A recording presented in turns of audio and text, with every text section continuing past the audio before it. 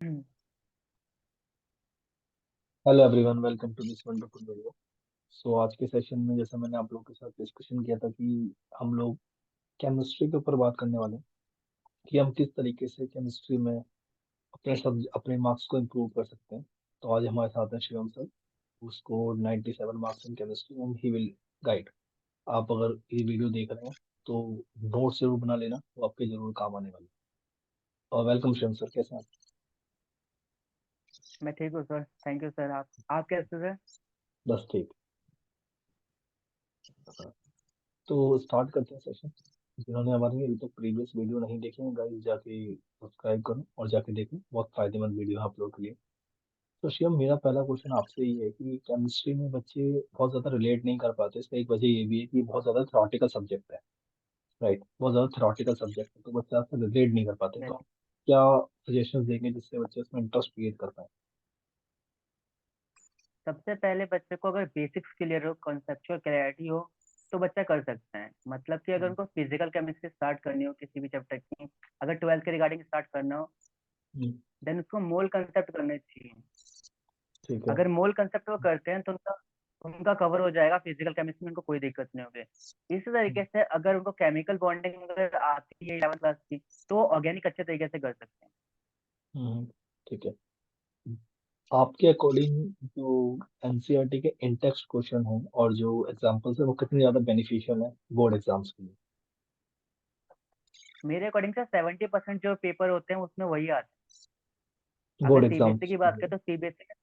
हाँ। हम्म। और जेई के लिए आप सेकंड अटेम्प्ट के लिए क्या बच्चों को इंस्ट्रक्शन देंगे? जो सेकंड अटेम्प्ट में भी ऑन एन एवरेज 2 मंथ्स का टाइम है, फरवरी है, मार्च है, तो आप क्या सजेस्ट करेंगे बच्चों को जिससे उनका स्कोर इंप्रूव हो पाए?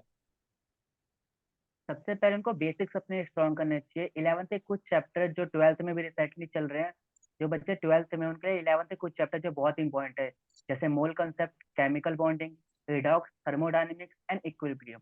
अगर ये 5 चैप्टर करके और 12th के वो सारे अच्छे तरीके से पढ़ के जाते हैं, तो उनका ऐसे स्ट्रॉन्ग हो सकता है। दूसरा, उनको चैप्टर को इंटरलिंक करने आना चाहिए। अगर वो चैप्टर ठीक है। इंटरलिंक करना सीख जाएंगे तो उन्हें दिक्कत नहीं होगी। और बहुत सारे प्रीवाई लगा लें, और डेली का कम से कम एक पेपर सॉल्व। डेली का एक पेपर? आपके अकॉर्डिंग पेपर सॉल्व करना ज्यादा जरूरी है, पेपर को एनालिसिस करना ज्यादा जरूरी है? क्योंकि अगर हम सॉल्व करें और एनालिसिस नहीं करें तो उसकी कोई ज्यादा इंपोर्टेंस है, वो उसको ज्यादा वैल्यू ऐड नहीं करता, राइट?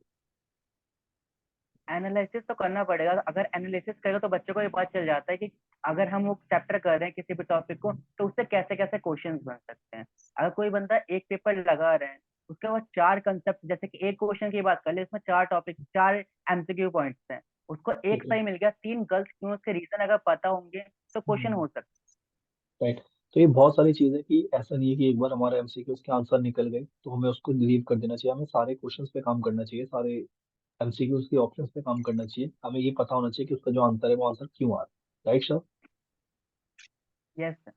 सेकंड की फॉर्मूला शीट्स कैसे काम कर सकता है in terms of physical chemistry, अगर हम पर्टिकुलरली बात करें तो कितना हेल्पफुल है अगर आपके अकॉर्डिंग? फॉर्मूला, मेरे अकॉर्डिंग तो बहुत ज्यादा हेल्पफुल है, बिकॉज फॉर्मुला शीट से सीबीएसई के अंदर 70% क्वेश्चन है, और जेई मेंस के अंदर 30-40% जो क्वेश्चन होते हैं वो डायरेक्ट फॉर्मुला के ऊपर आते हैं। बट और फॉर्मुला शीट बच्चे को अपने अकॉर्डिंग से बनानी चाहिए। बच्चे अच्छा, दूसरों की देख के बनाते हैं, वो गलत और इनऑर्गेनिक केमिस्ट्री को हम कैसे मास्टर कर सकते हैं वो जेई मीन्स? है। इनऑर्गेनिक केमिस्ट्री के लिए तो बहुत डिफिकल्ट है, बट अगर किसी टॉपिक को कंसेप्चुअल याद कर सकते हैं तो ठीक है, बट क्योंकि उसके टॉपिक इतना अंदर ज्यादा है बहुत कि छोटे छोटे टर्म्स लगते बट टॉपिक इतना ज्यादा है कि हम कंसेप्चुअली इतना सारा कवर नहीं कर सकते। अगर हम कवर भी कर लें तो वो ज्यादा इतना ज्यादा एफिशिएंट रहता नहीं है, राइट? तो उसके लिए क्या आप टिप्स देना चाहेंगे? हैं। मेरे अकॉर्डिंग से इनऑर्गेनिक के लिए बेसिकली पीवाईक्यू से ही स्टार्ट करें कि पीवाईक्यू अकॉर्डिंग से हमें समझ में आता है क्वेश्चन किस अकॉर्डिंग से आ रहे हैं। फिर हम जा सकते हैं किस टॉपिक को इंपॉर्टेंस देनी है, और वह हमें बेसिकली सबसे पहले वो इंपॉर्टेंट टॉपिक्स पढ़ने चाहिए। और सबसे ज्यादा इंपॉर्टेंट जो चैप्टर है मेरे अकॉर्डिंग से पीरियड टेबल है, पीरियड, अगर इनऑर्गेनिक केमिस्ट्री की बात करें, क्योंकि अगर पीरियड टेबल आ गया तो 50% क्वेश्चन तो ऐसे ही सॉल्व हो जाते हैं। और अभी आपने जो अटेम्प्ट देखे तो उनके लेकर आप क्या बच्चों को सजेशन देंगे? जो जैन वाले अटेम्प्ट हुआ है बच्चों में, मेंस का फर्स्ट अटेम्प्ट, उसके ऊपर आपके क्या मैक्सिमम से सजेशन? मैक्सिमम ऑर्गेनिक, ऑर्गेनिक बहुत अच्छे तरीके से करनी चाहिए, क्योंकि ऑर्गेनिक बहुत ज्यादा आ रही है। हम्म, ऑर्गेनिक डीप में पूछी जा रही है, मतलब बेसिक्स के लिए आपको। नेम रिएक्शन पे और रिएजेंट पे आपके बहुत ज्यादा वर्क होना चाहिए। अगर आपने नेम रिएजेंट और ऑर्गेनिक अच्छे तरीके से मतलब कि रिएजेंट को बहुत अच्छे तरीके से कर रखा है तो आपके कन्वर्जन बहुत अच्छे हो जाएंगे। और जितने भी पेपर्स हुए हैं उसके अंदर सबसे ज्यादा इंपॉर्टेंट है कन्वर्जन बहुत सारी आ रही है। बट लेकिन उसके लिए कैटलिस्ट की, रिएजेंट की, इन सब की वैल्यू ज्यादा आनी चाहिए। आपको पता होना चाहिए कहाँ पे क्या चीज लगे। कन्वर्जन्स में अगर ये कॉन्फिडेंस चीज के लिए क्या करें? कन्वर्जन में हम कॉन्फिडेंट होने के लिए हम क्या करें? हमें ऑन एन एवरेज कितने क्वेश्चन प्रैक्टिस करनी चाहिए कन्वर्जन के on a daily basis? Daily basis आप 10 to 20 क्वेश्चन लगाइए हो जाएगा। बट 10 to 20 क्वेश्चन लगाने के लिए हमें कई सारी चीजें ध्यान देनी होगी।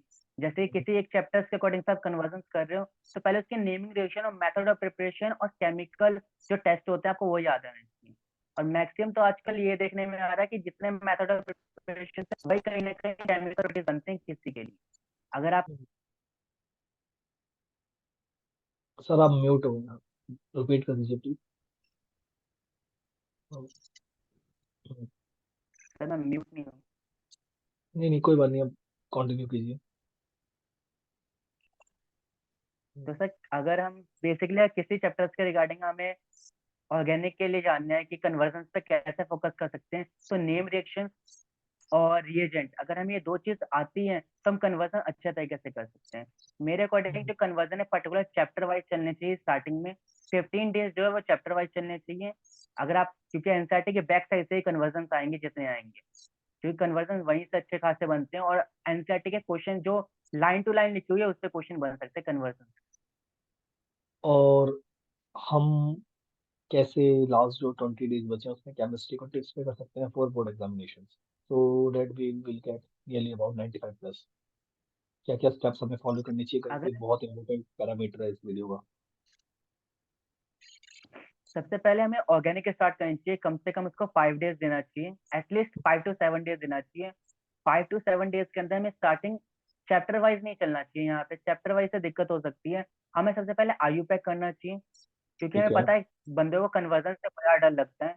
तो कन्वर्जन को हम सबसे लास्ट में रखेंगे क्योंकि वो 4 से 5 मार्क्स का ही आता है।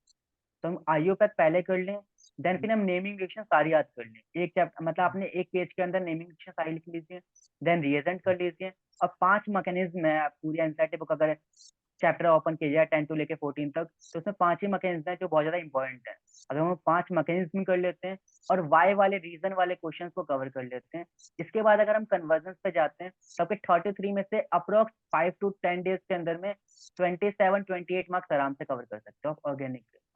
एंड इसी नेम अकॉर्डिंग से रिएक्शंस को हम फिजिकल में कैसे जाए। लर्न करें? नेम रिएक्शंस को कैसे लर्न करें? सर ट्रिक्स के अकॉर्डिंग भी लर्न कर सकते हैं, या ऐसा कर सकते हैं कि हम 5 5 नेम रिएक्शन हाफ आवर का टाइम लेके 5 रिएक्शन नेम याद करें और उसको वापस से लिख के देखें, क्योंकि लिखना बहुत इम्पोर्टेंट है। क्योंकि सीबीएसई बोर्ड एग्जाम के अंदर लिखने के मार्क्स मिलते हैं और वो बच्चे समझते नहीं है, उनको लगता है प्रोडक्ट नहीं लिखेंगे तो काम चल जाएगा। ऐसा होता नहीं है, वो मेजर प्रोडक्ट कभी छोड़ते हैं कभी माइनर छोड़ते हैं। ऐसे छोटी छोटी गलती। सो लास्ट 2 या 3 सजेशन जो आप बच्चों को सेकंड टर्म के लिए देना चाहते हैं? सबसे पहला सजेशन है कि पीवाईक्यू पे फोकस करें। ट्रेंड को देखते हुए हमें समझ में आता है कि जो पेपर जितना सिलेबस है उसके अकॉर्डिंग से पेपर आ रहे हैं, पेपर आउट ऑफ सिलेबस नहीं आ रहे हैं। और पेपर केमिस्ट्री का जो पेपर है वो एनसीईआरटी बेस्ड ही बन रहा है, बस थोड़ा सा डीप पूछा जा रहा है। डीप के लिए आपको बेसिक्स आने चाहिए अच्छे तरीके से। आप बेसिक्स के 5 चैप्टर जो बहुत अच्छे तरीके से कर लीजिए। वो 5 चैप्टर केमिकल बॉन्डिंग है, मोल कंसेप्ट है, रिडॉक्स है, थर्मोडाइनमिक्स है, इक्विलिब्रियम है। उसके बाद आप 12th कर लीजिएगा तो काम हो जाएगा आपका। इसके अलावा पीवाईक्यू डेली लगाने पड़ेंगे। पेपर चाहे वो फिजिक्स के अकॉर्डिंग से उठा ले, केमिस्ट्री मैथ अगर उनके पास टाइम कम है तो, जो बोर्ड वाले बच्चों के पास टाइम कम है तो वो ऐसा कर सकते हैं कि फिजिक्स का जो सेशन है एक दिन स्टार्ट कर ले तो उसके एनालिसिस एक दिन कर ले, फिर केमिस्ट्री कर ले, फिर मैथ कर ले। इस अकॉर्डिंग से वो जेई के लिए कर सकते जेई सेकंड अटेम्प्ट के लिए, राइट? हैं। और सबसे बड़ी बात है डिप्रेस ना हो, क्योंकि यहाँ पे बच्चे डिप्रेस होते हैं। और डिप्रेस होना यहाँ दिक्कत हो सकता है क्योंकि हमें एग्जाम छोड़ना है। डिप्रेशन से तो कुछ होगा नहीं। राइट। तो गाइस स्टोरी रिवॉल्व होके एक ही पॉइंट पे आती है कि we need to have self believe in ourselves, क्योंकि अगर हमारे पास सेल्फ बिलीव नहीं होगा तो हम डेफिनेटली कुछ चीज क्रैक नहीं कर पाएंगे। तो थैंक यू सो मच यम फॉर योर टाइम। गाइस अगर आप लोग को ये पॉडकास्ट अच्छे लगे तो kindly share and subscribe. Bye bye, take care.